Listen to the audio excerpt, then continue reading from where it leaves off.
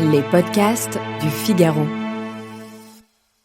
Vous avez déjà ouvert une bouteille, été un peu déçu, et le lendemain, en finissant le verre oublié sur le plan de travail, vous vous êtes dit « Non mais attends, c'est délicieux !» Ce n'est pas de la magie, ni une question d'humeur. C'est de la chimie, et la question mérite qu'on s'y attarde.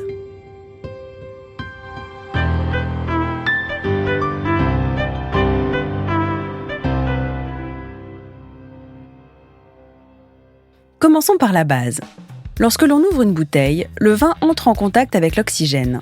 Ce processus s'appelle l'oxydation, et selon les vins, il peut faire des merveilles ou au contraire, tout ruiner. Mais c'est une autre histoire sur laquelle nous ne nous attarderons pas ici. Ce qu'il faut comprendre, c'est que l'oxygène ne fait pas qu'accélérer le vieillissement d'un vin. Il le transforme chimiquement en agissant sur deux types de molécules bien précises. La première, ce sont les tanins. Ces molécules, responsables de cette sensation d'astringence et de sécheresse en bouche que l'on ressent en buvant un jeune Bordeaux ou un puissant Barolo, ont la particularité de s'assouplir au contact de l'air.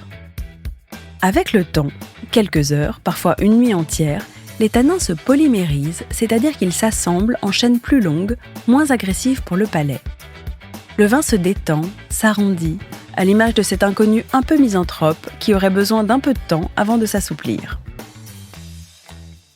La deuxième explication est moins connue et pourtant tout aussi essentielle, les composés soufrés. Certains vins, au moment de l'ouverture, dégagent des arômes un peu réduits, de caoutchouc ou d'allumettes, qui peuvent déconcerter au premier nez. Ce n'est pas un défaut irrémédiable, c'est simplement le vin qui manque d'air et qui a besoin de quelques heures pour se libérer de ces molécules volatiles. On appelle ça la réduction, que l'on retrouve fréquemment dans les vins élevés en cuve ou mis en bouteille sans filtration excessive. Une nuit à l'air libre suffit généralement à la faire disparaître. Maintenant, attention, tous les vins ne réagissent pas de la même façon.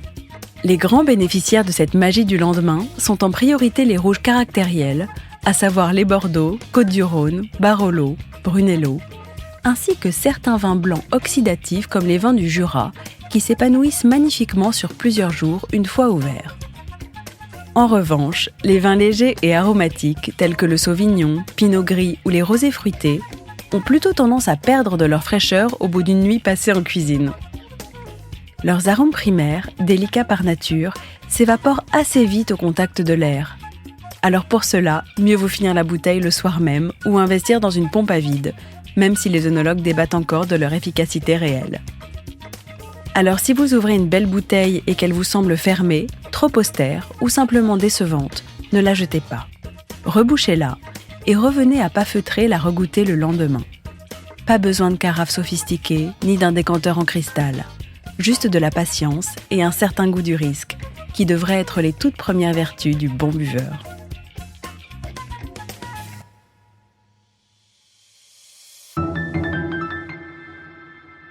Merci d'avoir écouté ce podcast. Je suis Alicia Doré, journaliste vin.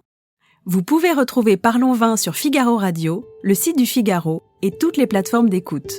Si vous avez aimé cet épisode, n'hésitez pas à vous abonner et à laisser votre avis. À bientôt!